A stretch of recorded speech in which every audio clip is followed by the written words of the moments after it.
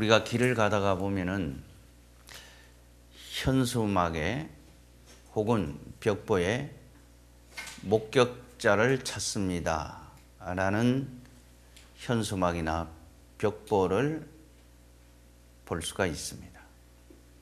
이 말을 한 단어로 줄인다면은 이 사건을 목격한 증인을 찾는 증인을 찾습니다. 따라서 증인이라는 이 말은 법적 용어입니다. 법률 용어인데 어떤 사건을 직접 보고 목격한 사람들은 재판장 앞에서 증인이 채택되면 증인 선서를 합니다.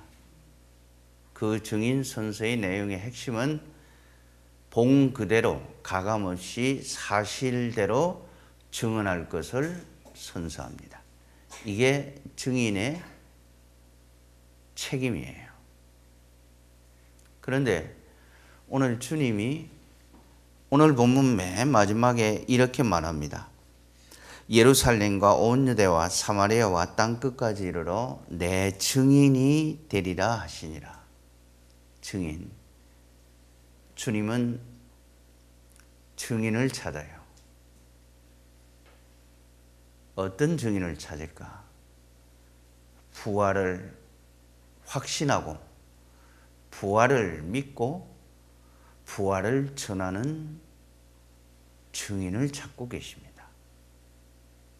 그래서 오늘 9절에서 이 말씀을 마치고 그들이 보는데 하늘나라로 올라가셨다라고 증언하고 있습니다.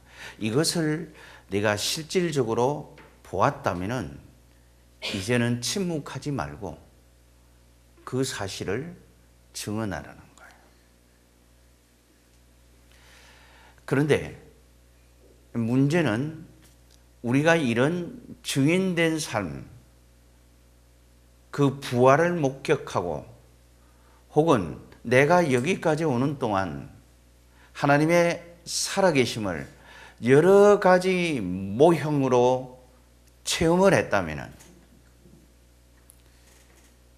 그것을 증거하고 전하는 증인의 삶, 전도의 삶은 우리의 선택이 아니라 필수라는 겁니다. 필수. 이거는 현재 진행형이고 명령형입니다. 동시에.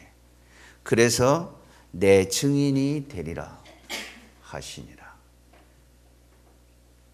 이것은 내가 선택하고 선택하지 않고 내 기준에 있는 것이 아니라 네가 정말 예수 그리스도를 만나서 그 예수 그리스도가 내 인생의 구주가 되었다면 그 주님이 아직도 내 인생을 붙잡고 계시며 내 삶을 인도한다는 것을 내가 확신한다면 그분의 살아계심을 여러 가지 모양으로 경험했다면 이제는 그 증인된 삶을 살아야 한다.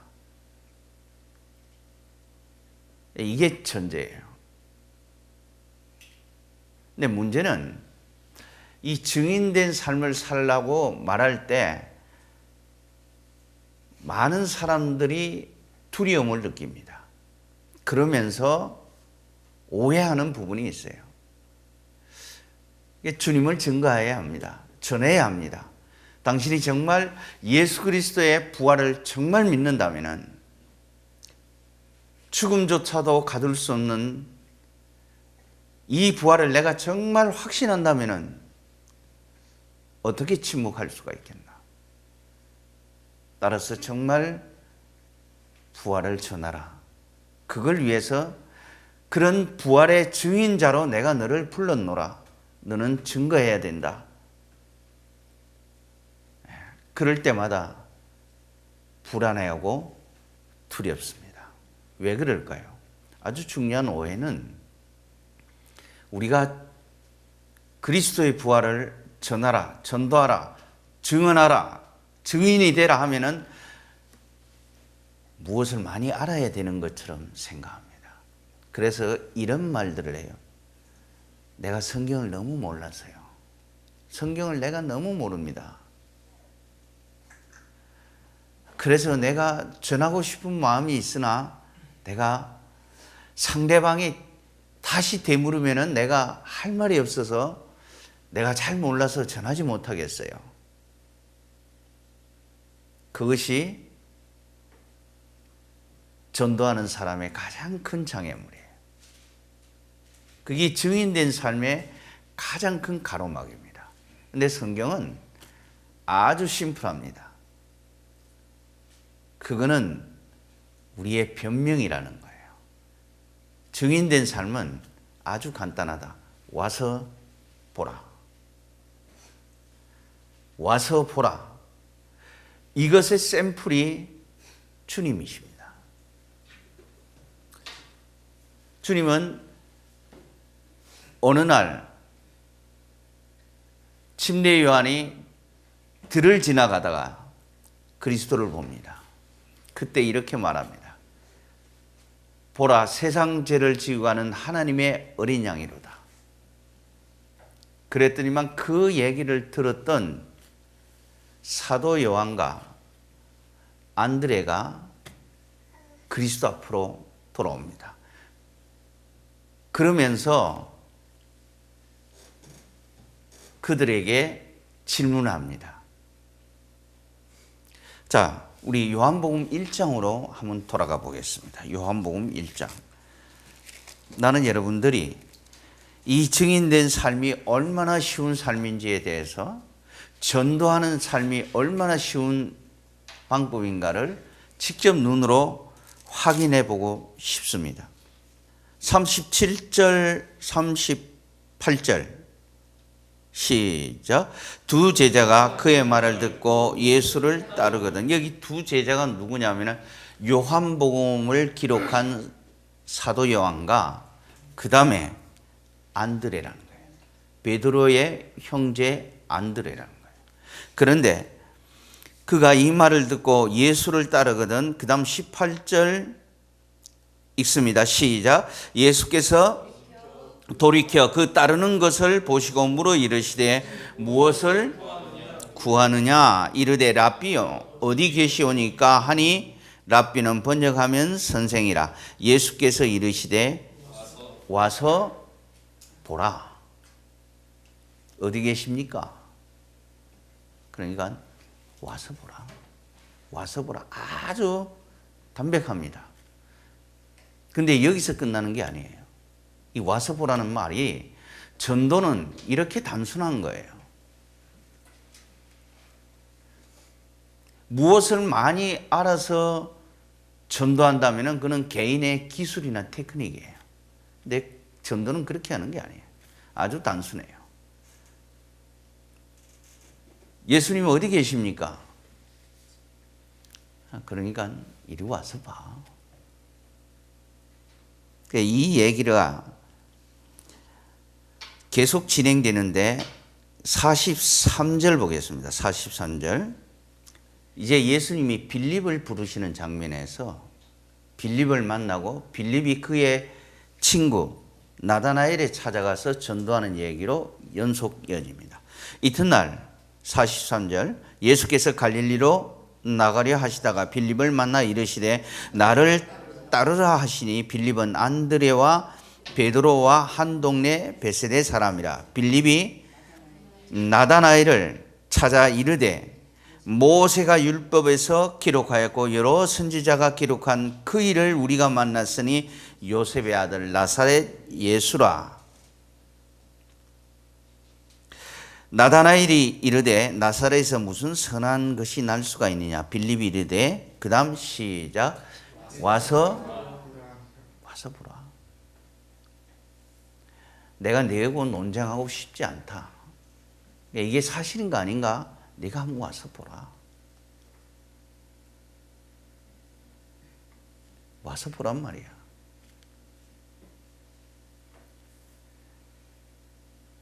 근데 여기서 끝나는 게 아니에요.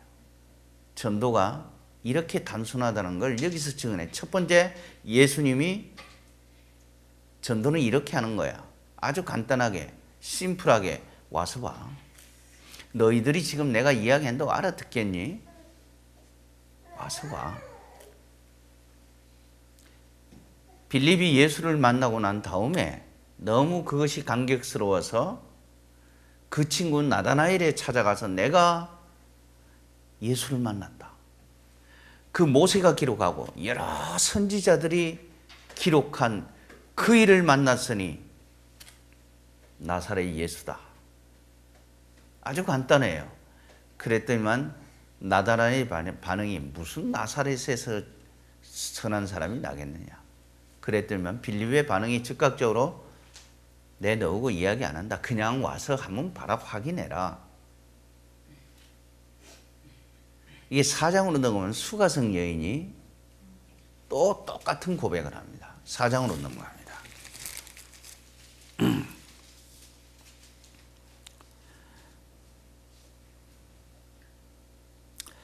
25절 4장 25절 시작. 여자가 이르되 메시아 곧 그리스도라 하는 이가 오실 줄을 내가 아노니 그가 오시면 모든 것을 우리에게 알려주시리이다.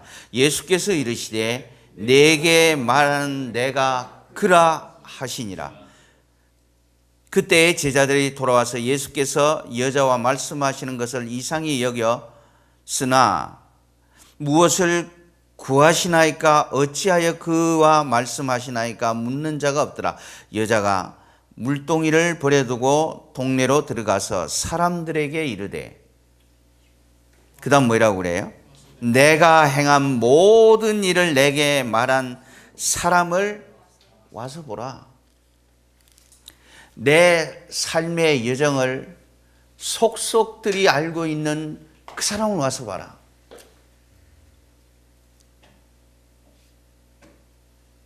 내가 무슨 말을 하고 내 행동이 어떠했고 내가 무슨 생각을 하고 있는가를 속속들이 내밀히 알고 있는 그를 와서 보라고 말합니다.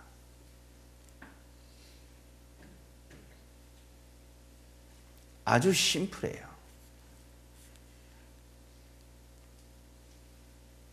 우리는 전도하라고 하면은 날상 빠져나가는 말이 뭘 많이 알아야 된다. 그러면 당신은 성경 공부에 성실하십니까? 예배에 정말 집중하십니까? 그렇게 알아야 전도를 한다면은 나는 되묻고 싶어요. 당신은 성경 공부에 열정을 가지고 있습니까? 예배에 정말 집중하십니까?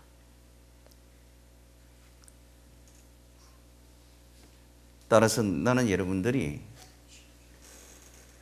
우리를 구원하신 가장 궁극적인 목적,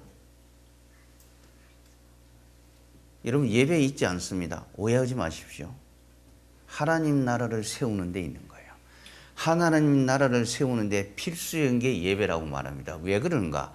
예배는 하나님과의 만남이 이루어지는 곳입니다. 영적인 에너지가 회복되는 자리입니다. 그 영적인 에너지가 회복이 되었을 때 오늘 본문에는 그것을 권능이라고 말합니다.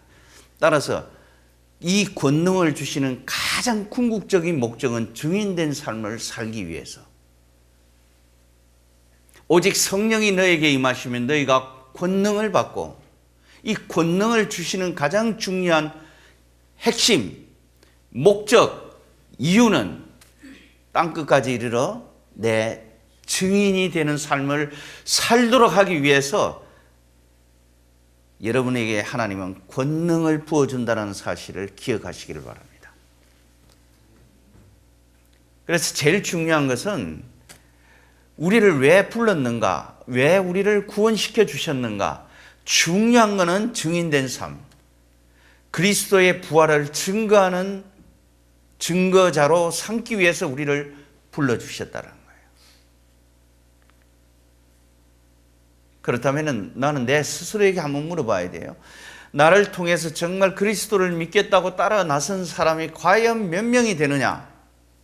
내가 내 주변에 얼마나 선한 영향력을 끼치고 있느냐? 이게 핵심인 거예요. 30년이 되었고 권사가 되었고 장로가 되었다 할지라도 그는 자랑이 아닙니다. 내 주변에 선한 영향력을 끼치고 예수 믿는 사람은 저렇구나. 너무 보기 좋다. 너무 아름답다. 그래서 나도 예수를 믿어야 되겠다. 그래서 여러분에게 찾아와서 이렇게 물어야 합니다. 정상적인 크리스찬이랍니다.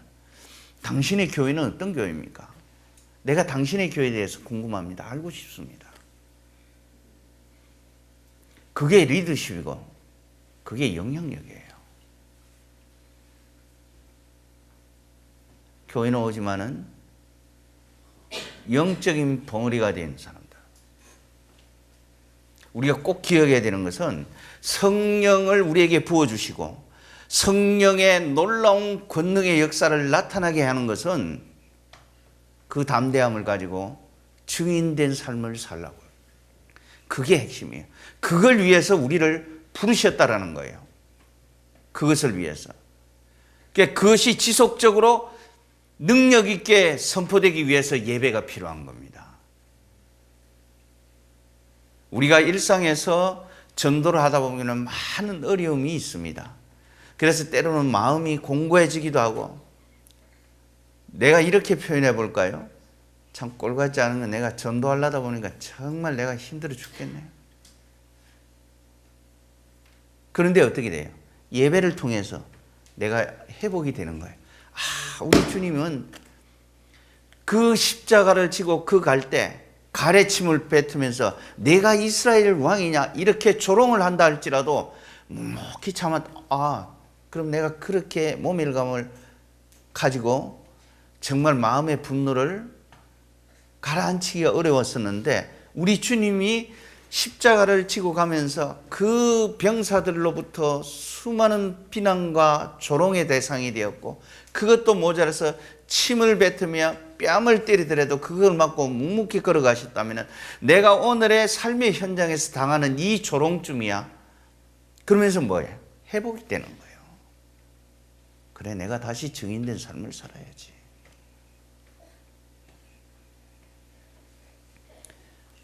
나는 여러분들이 한 가지 분명한 거 여러분 기억하십시오. 사람 모으기 위해서 전도하는 것 절대로 아닙니다. 당신을 통해서 하나님의 나라가 세워지기를 위해서 당신을 먼저 부르셨다는 것, 그 책임 때문에 여러분들은 그 증인된 삶을 살아야 한다는 거예요. 우리가 사도행전 4장으로 넘어가 보면은, 사도행전에 보면은, 사도행전 4장은 보십시오. 192페이지. 사도행전 4장에 보면은 4장 타이틀이 뭐냐면은 베드로와 요한이 공회 앞에 서다 그래요.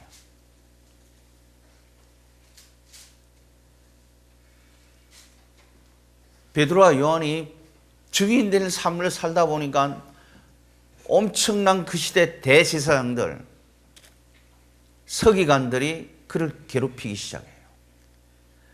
그 예수의 부활에 대해서 증언하지 말라.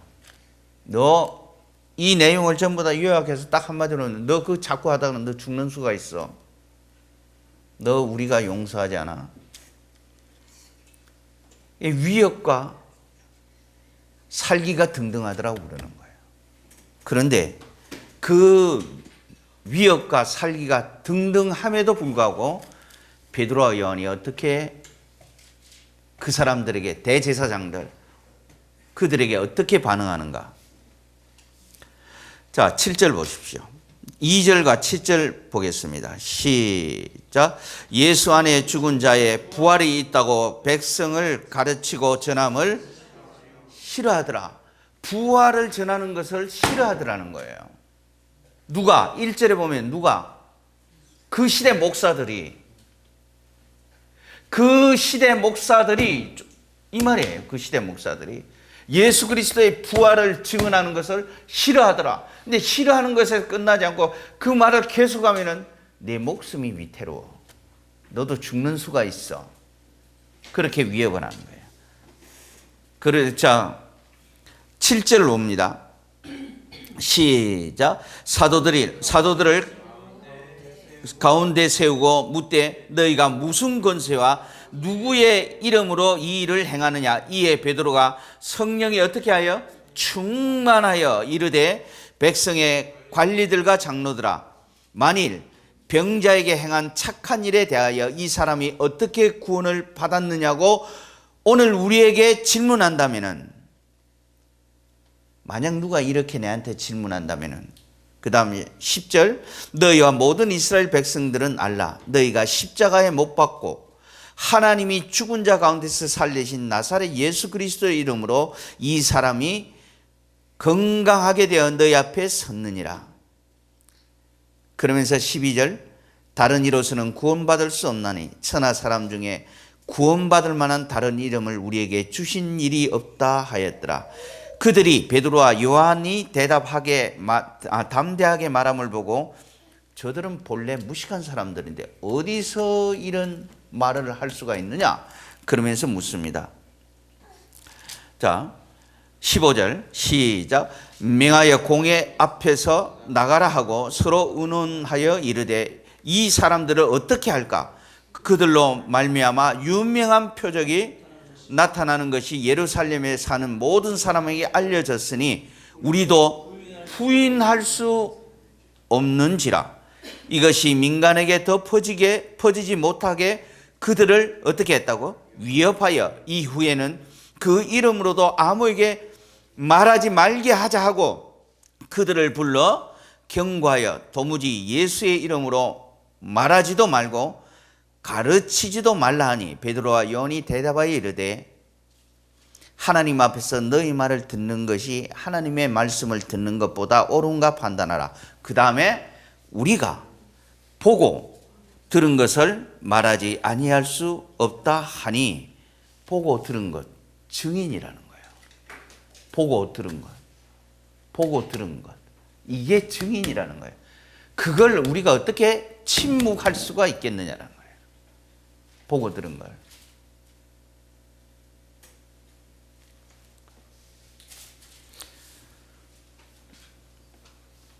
따라서 증인은 어떤 위험 가운데서 어떤 손해라 할지라도 증인은 사실 그대로를 말하는 겁니다.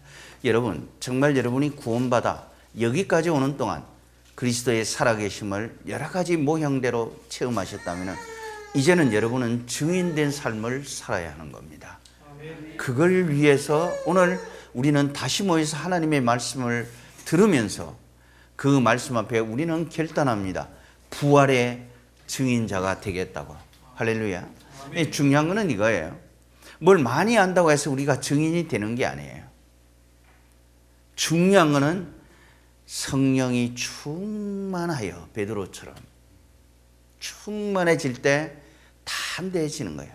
그런 공갈과 위협과 살기 등등함에도 불구하고 기죽지 않는 거예요. 여러분, 베드로가 처음 예수님과 내가 성경에 기록된 대로 십자가에 달려 죽을 것이라고 했을 때 뭐라고 그랬어요? 절대 그런 일은 없습니다. 그랬더니만 우리 주님의 방이 참 내가 너 이야기를 듣니까 마음이 든든하다. 그렇게 안 했어요. 뭐라고 그래? 사탄아, 내 뒤로 물어. 너는 나를 넘어지게 하는 자다. 사단의 역할이 사람들을 넘어지게 하는 거예요. 시험 들게 하는 거예요. 그게 사탄의 역할이에요. 베드로가 사단이 아니라 내가 사단의 종노릇을 할 수 있다는 걸 기억하라는 거예요. 따라서 우리는 사람을 쓰러지게 하는 게 아니라 사람을 세우는 데 목적이 있습니다. 동의하십니까? 예. 그러자 시간이 흘러 드디어 자기가 예언한 시간이 왔습니다. 그때 그리스도가 잡혀가는 것을 보고 멀찍이 따라가다가 계집 여종 하나가 너도 같은 당이지, 너도 그 같은 무리지 하니까 모른다고 부인합니다. 그러면 내가 죽을지언정 절대로 주님을 부인하지 않겠다고 큰 소리 떵떵 치던 베드로가 보기 좋게 넘어지는 거예요.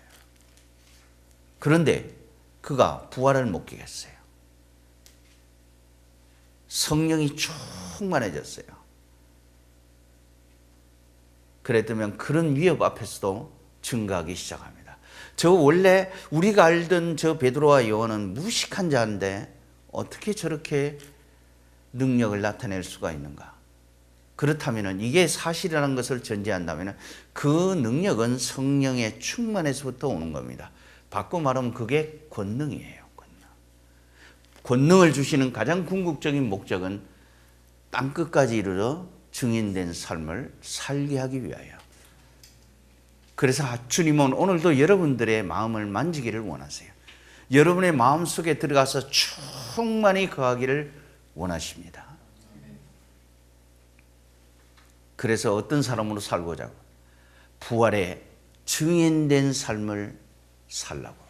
부활의 증인. 정말 저 사람이 부활을 확신하는 사람인가? 사실을 보면 알아요. 점쟁이는 아니지만은 저 사람이 행동하고 말하는 것 딱 보면은 이 사람은 너미널 크리스찬, 맹목상 이름만 가진 그리스도인이다. 저거는 교회만 나오는 처치 멤버나 다를 것 없다. 아니면 정말 부활을 확신하는 사람인가? 사실은 알아요. 뭐 정확하진 않지만은 평상시 그 사람이 말하고 행동하는 거 보면은 소위 말해서 짝퉁이에요. 여러분, 인간의 살면서 가장 하나님과 가장 충돌할 수 있는 강력한 무기가 돈이라면은,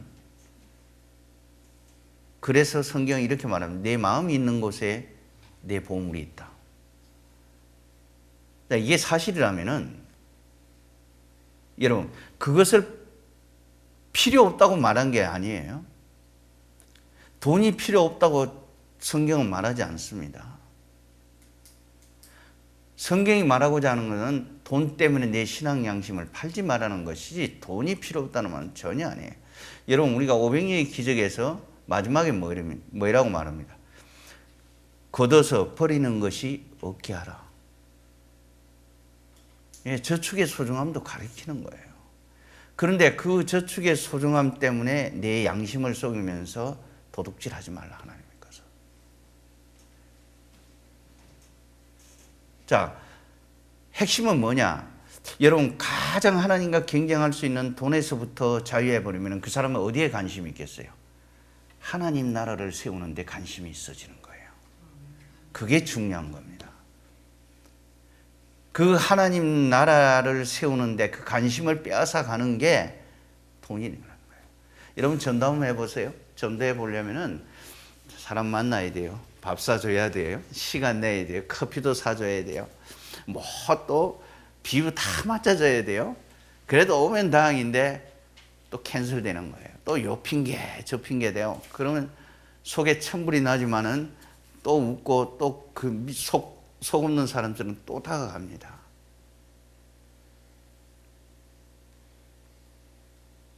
그건 어디서부터 회복이 되는 거예요? 예배로부터. 그 예배의 주인 대신 성령의 충만함이 공급될 때 우리는 포기하지 않는 증인된 삶을 살 수가 있으리라 믿습니다. 따라서 가장 경쟁이 치열한, 하나님과 가장 경쟁이 치열한 그 자체를 내가 내려놓는다면은 이제는 뭐예요? 내가 하나님의 증인된 삶이 더 소중하다는 것을 고백할 수 있는 겁니다. 나는 여러분들이 단순히 사람 모으자고 증인되라고 말하는 게 아니에요. 이것은 주님이 우리에게 명령하신 명령이기 때문에 그런 겁니다. 골로새서에 보면은 이렇게 말합니다.